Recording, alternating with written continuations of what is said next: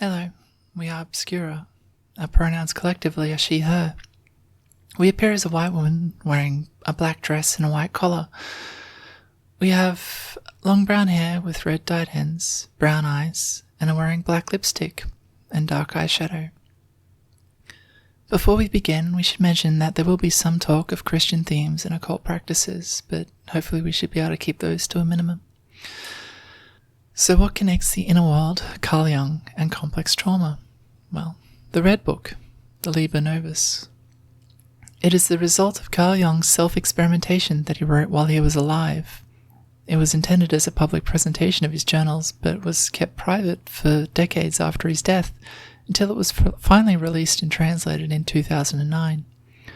Carl Jung was big on mythology, but around the time he was approaching middle age, he realized he didn't know what his own myth was. He seemed unsatisfied with the church, but felt the need for meaning, so he went on his own inner journey to discover it via the method of active imagination in what he called the confrontation with the unconscious. Even though Jung put his interpretation of the text within the text, we aim to highlight something other than the meaning that he saw in the work. The full-size version of the Red Book is very impressive, but it is rather large and expensive, so if you are interested in checking it out for yourselves, you can't get the library to order it in for you, then there is a reader's edition as well. And if you do check it out for yourselves, we should warn you that there are some rather gruesome scenes in Jung's retelling of his journey, and there is a lot of Christian imagery, a lot of it like it was big in his life. And there are a lot of occult themes towards the end, because it is what he studied. And there are some odd descriptions of gender, and a helping of anti-Semitism. This journey started when we heard the Chris's talking about the Red Book, and this hypothesis that Carl Jung was plural. Upon learning what the Red Book was, intuition picked up on similarities to the work we started 20 years ago, and we absolutely had to see this for ourselves. The book itself is not that common, but thankfully there was a copy in the rare book section of the library that we could view at one of their desks. What our intuition picked up on was a similarity to our namesake, the anima Obscura. As a teenager, we had the idea of writing a collection of short stories, something that would attempt to capture the essence of a thing, albeit in perhaps a dim and unsharp manner. So the idea of the anima obscura came to us via being acquainted with the idea of a camera obscura, and it was to be this collection of these short stories, rough sketches from the projection of the soul. We would discover that those stories comprised our own Liber Novus, our own Red Book. There is a consistency to the world depicted in the Red Book, just as there is within the stories from our own inner world. And we hope to highlight that the inner world serves a purpose other than an escape from the outer world. We've heard psychologists dismiss the inner world as maladaptive daydreaming, but we think that is a grave injustice to the capacity for plurals to help themselves. There is a rather extensive introduction to the Red Book containing the context for the Liber Novus, but we were here to see if there was any evidence of Jung's supposed plurality. We went into this deliberately suspending our judgment on the question until we got to the Liber Novus itself and Carl Jung's own words. It was difficult from even near the start of the introduction, and only got harder from there. Quote, Jung also had a sense of living in 2 centuries, and felt a strong nostalgia for the 18th century. His sense of duality took the form of 2 alternating personalities, which he dubbed number 1 and number 2. Number 1 was the Basil Schoolboy, who reads novels, and number 2 pursued religious reflections in solitude, in a state of communion with nature and the cosmos. He inhabited God's world. This personality felt most real. Personality number 1 wanted to be free of the melancholy and isolation of personality number 2. When personality 2 entered, it felt as if a long-dead, yet perpetually present spirit had entered the room. Number 2 had no definable character. He was connected to history, particularly with the Middle Ages. For number 2, Number one, with his failings and ineptitudes, was someone to be put up with. This interplay ran throughout Jung's life. As he saw it, we are all like this. Part of us lives in the present, and the other part is connected to the centuries. End quote.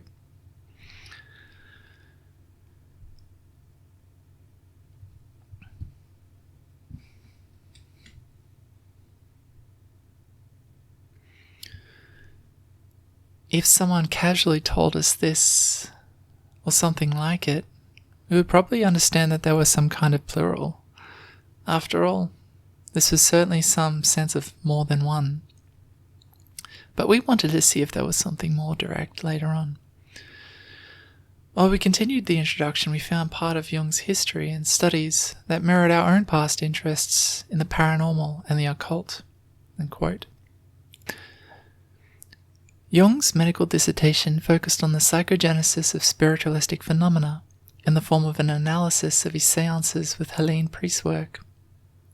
While his initial interest in her case appeared to be in the plausible veracity of her spiritualistic manifestations, in the interim, he had studied the works of Friedrich Myers, William James, and in particular, Theodore Flournoy. At the end of 1899, Flournoy had published a study of a medium, who he called Helene Smith, which became a bestseller. What was novel about Flournoy's study was that it approached her case purely from the psychological angle, as a means of illuminating the study of the subliminal consciousness. A critical shift had taken place through the work of Flournoy, Friedrich Myers, and William James.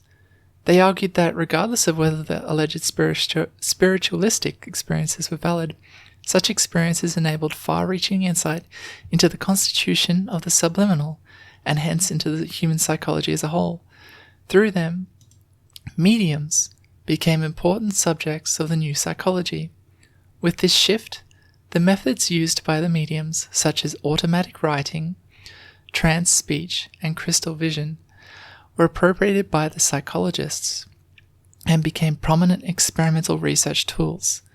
In psychotherapy, Pierre Janet and Morton Prince used automatic writing and crystal gazing as methods for revealing hidden memories and subconscious fixed ideas. Automatic writing brought to light subpersonalities and enabled dialogues with them to be held. For Janet and Pierce, the goal of holding such practices was to reintegrate the personality. It is interesting to note the work being done here, since the ICD-11 specifically notes mediumship as one of those borderline cases where something looks like DID but does not count as the disorder. It is also interesting because, as we mentioned earlier, we also had a period of studying this material, and while we didn't understand it at the time, we now recognize that it was through these practices that we were able to make some kind of contact with each other and develop the skills that have served us well.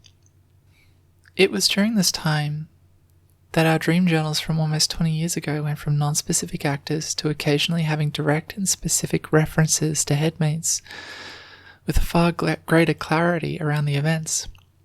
Sketches and mentions of beings we now know to be headmates are dotted throughout our practice notes, and while we have instinctively formed our inner world at a young age, we developed the skills that allowed us to intentionally interact with the inner world since then. While there is a deliberateness to it all still runs on intuition rather than a conscious logic and reason.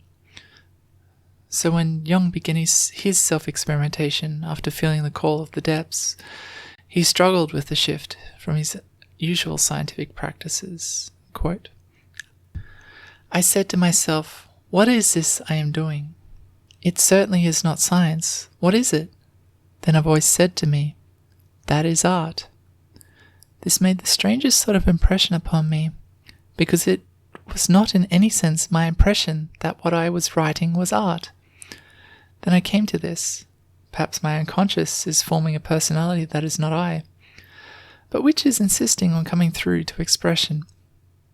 I don't know why exactly, but I knew to a certainty that the voice that had said my writing was art had come from a woman. Well, I said very empathetically to this voice that what I was doing was not art, and I felt a great resistance grow up within me. No voice came through, however, and I kept on writing. This time I caught her and said, "No, it's not," and I felt as though an argument would ensue. I'm sure many of you know the feeling.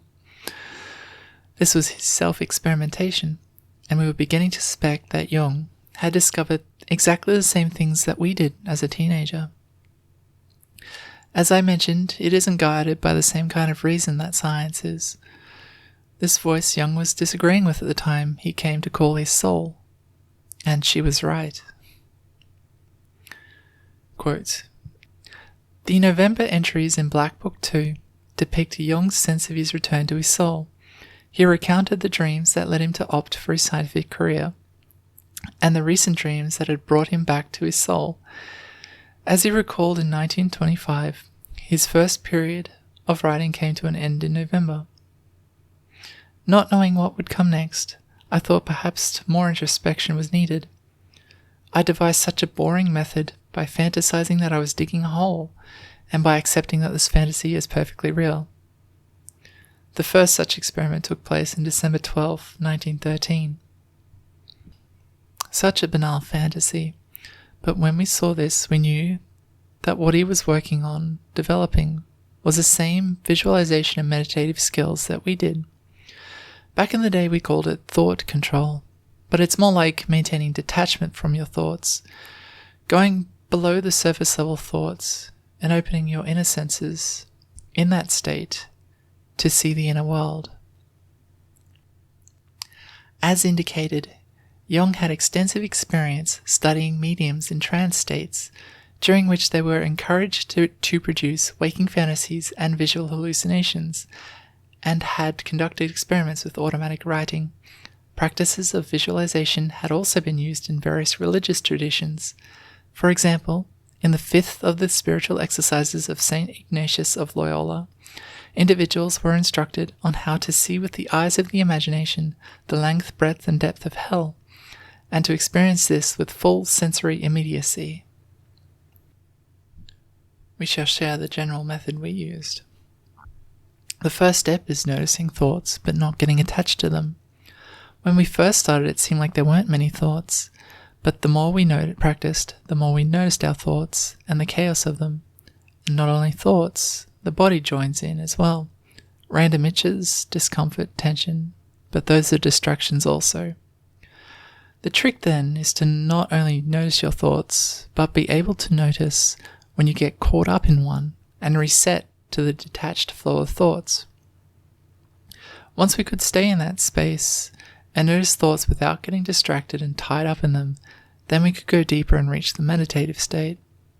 This process itself can get frustrating, with the attention frequently broken, and it can take weeks of almost daily practice to get to the goal, but it has been well worth it for us. We will warn you, though, that the unconscious may throw any kind of thought at you to distract the consciousness, and I imagine some will find this process distressing if it starts putting traumatic imagery or sensations in your way. This is why you need to maintain vague awareness of the outer world without getting caught up in that either. During his self-explorations, he experienced states of turmoil. He recalled that he experienced great fear, and sometimes had to hold the table to keep himself together. And I was frequently so wrought up, I had to eliminate the emotions through yoga practices. But since it was my purpose to learn what was going on within myself, I would do them only until I had calmed myself and could take up again the work with the unconscious. The inner world takes effort. Embarking on a mental quest will bring forth challenges to be braved and resolved. You discover things about yourselves. You may find people hidden in previously unknown parts of the inner world. You may learn a story that helps you all recontextualize things you previously understood a different way, and hopefully a more useful way. He realized that much of what was given to him in the earlier part of the book, that is, Liber Primus and Liber Secundus, was actually given to him by Philemon. He realized that there was a prophetic wise old man in him to whom he was not identical. This represented a critical disidentification. Jung's critical task in working over his fantasies was to differentiate the voices in the characters. For example, in the Black Books, it is Carl Jung's I who speaks in the sermons to the dead. In Scrutinies, it is not Jung's I, but Philemon who speaks them. In the Black Books, the main figure with whom Jung has dialogues is his soul. In some sections of the Liber Novus, this has changed to the serpent and the bird. In one conversation in January 1916, his soul explained to him that when the above and below are not united, she falls into three parts: a serpent, the human soul, and the bird or heavenly soul, which visits the gods. Thus, Jung's revision here can be seen to reflect his understanding of the tripartite nature of his soul. Jung understood his system and inner world in terms of his religion and his mythology. He did begin this task to find his own mythology after all. We all have to understand our inner worlds on our own terms. Jung wrote that it was a difficult task to differentiate the personal and collective psyche. One of the factors one came up against was the persona, one's mask or role. This represented the segment of the collective psyche that one mistakenly regarded as individual. When one analyzed this, the personality dissolved into the collective psyche, which resulted in the release of a stream of fantasies. All the treasures of mythological thinking and feeling are unlocked. The difference between this state and insanity lay in the fact that it was intentional. Two possibilities arose. One could attempt to regressively restore persona and return to the prior state, but it was impossible to get rid of the unconscious. Alternatively, one could accept the condition of the godlikeness. However, there was a third way: the hermeneutic treatment of creative fantasies. This resulted in a synthesis of the individual with the collective psyche, which revealed the individual lifeline. This was the process of individuation. The singulate sona, perhaps? A false self. A scholar of Jung could probably elaborate on exactly what was meant by these various terms, but interpreting in the context of common experiences, it may just be that persona that various headmates act through to mask as a single individual that many therapists seem to mistake as the true self. Some of you who are trans might have experience with a kind of dead self, a mask that seemed to fade away after you began affirming your gender. One thing we have experienced with the singlet sona is that headmates who are yet unaware may mistake themselves for the mask. And it is by finding a way to communicate with them that we've found some sense and authenticity in who we are. Before, we often remarked that we always felt like we were lying, even though we were being as genuine as we were aware. But this feeling disappeared after we managed to distinguish the mark from selves. Quote, active imagination would thus be one form of inner dialogue, a type of dramatized thinking. It was critical to disidentify from the thoughts that arose, and to overcome the assumption that one had produced them oneself. What was most essential was not interpreting or understanding the fantasies, but experiencing them. This represented a shift from his emphasis on creative formulation and understanding in his paper on the transcendent function. He argued one should treat the fantasies completely literally while one was engaged in them, but symbolically when one interpreted them. The inner world is real, the outer world is real, but they are not the same reality. When we experience the inner world, we are able to engage with it with all of our senses. We can see the environment, feel the grains of sand run against stone blocks underneath our fingers, hear the water, feel the temperature, sense time passing. It is not exactly the same as the experience with our external senses, but it corresponds to each. When we engage with the inner world, it is not the same as if I were to imagine an apple in great detail right now that would take intentional effort to maintain. The inner world is self-sustaining. We can set off on a journey, and events happen without the participant willing them to happen. It is not their act of creation, but they are able to manipulate it. It is like interacting with and exploring the outer world, albeit with those different senses and a different set of rules. Finally, we get to the Liber Novus itself. Yes, that's right. Everything we've shown so far is from the introduction by the editor. But the first chapter of the Liber Novus is essentially a homage to various works of fiction and religious texts that Jung was interested in, after which it shifts to something that we immediately recognized as having the same quality as our own inner world. In the following night, the air was filled with many voices. A loud voice called, "I am falling." Others cried out confused and excited during this. "Where to? What do you want?"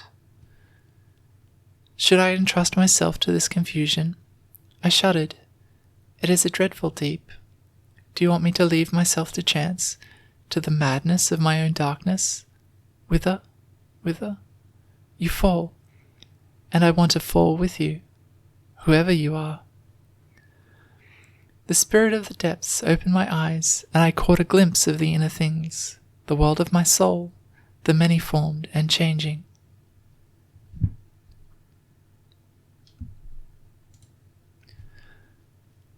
I see a grey rock face, along which I sink into great depths. I stand in black dirt up to my ankles in a dark cave. Shadows sweep over me. I am seized by fear, but I know I must go in. I crawl through a narrow crack in the rock and reach an inner cave whose bottom is covered with black water. But beyond this I catch a glimpse of a luminous red stone which I must reach. I wade through the muddy water. The cave is full of frightful noise, of shrieking voices. I take the stone.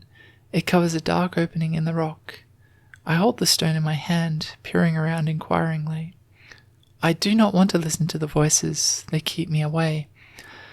But I want to know. Here something wants to be uttered.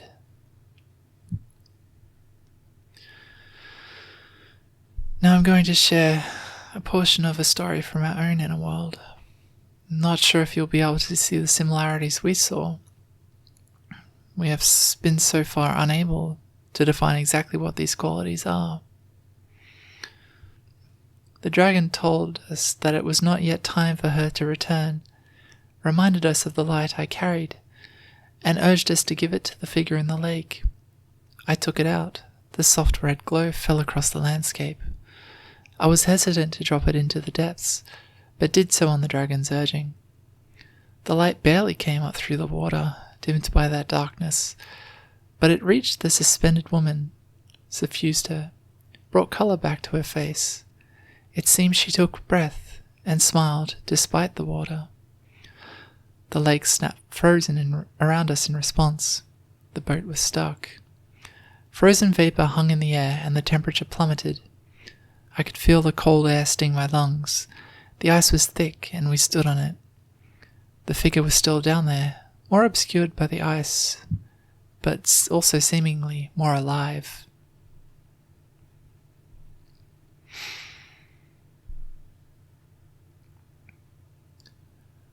After over a month of engaging with the inner world, Jung finally came across individuals other than himself, Elijah and Salome. Jung recognizes them as figures from the Christian Bible and reacts to them as if they were the same, but quickly becomes confused when they seem to have a life of their own and have developed their own relations outside of the mere symbols that he understood them to be. And quote, "You may call us symbols for the same reason that you can call your fellow men symbols if you wish to, but we are just as real as your fellow men.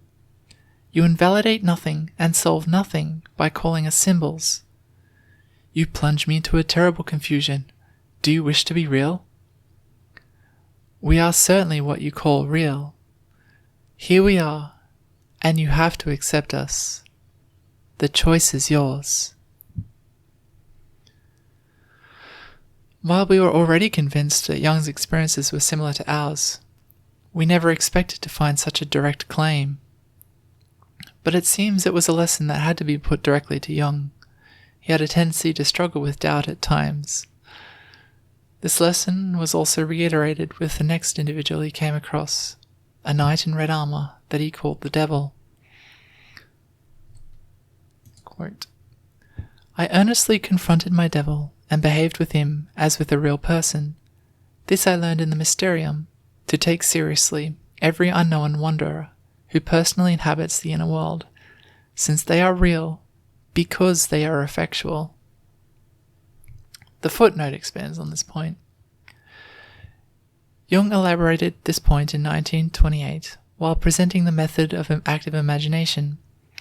As against this, the scientific credo of our time has developed a superstitious phobia about fantasy, but the real is what works. The fantasies of the unconscious work. There can be no doubt about that.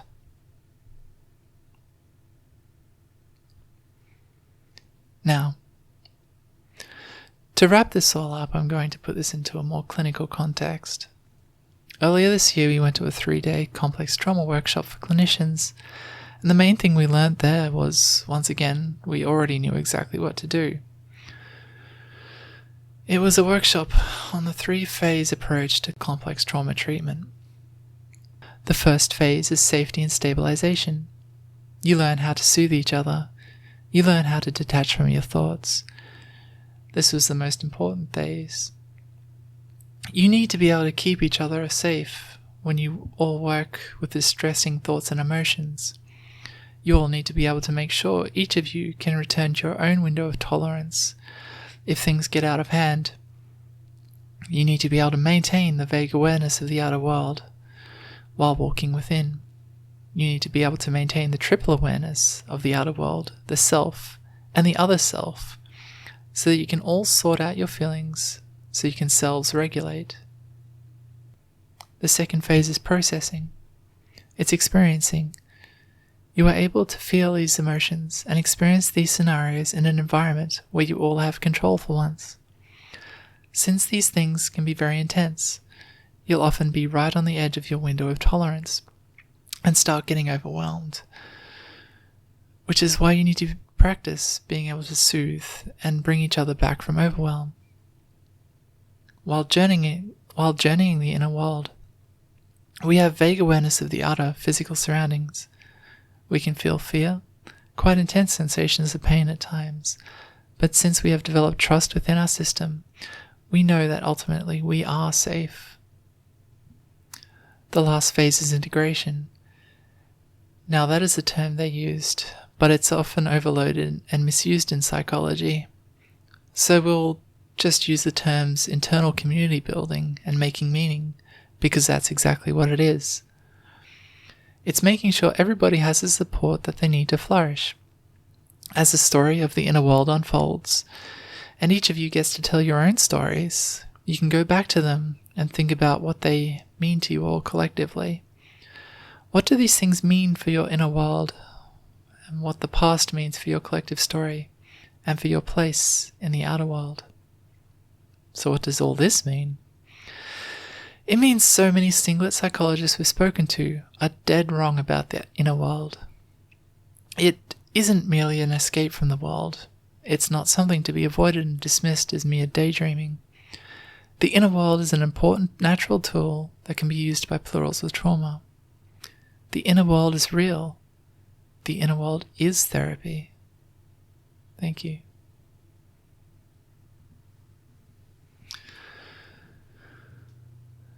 I hope it helps. It certainly helped us.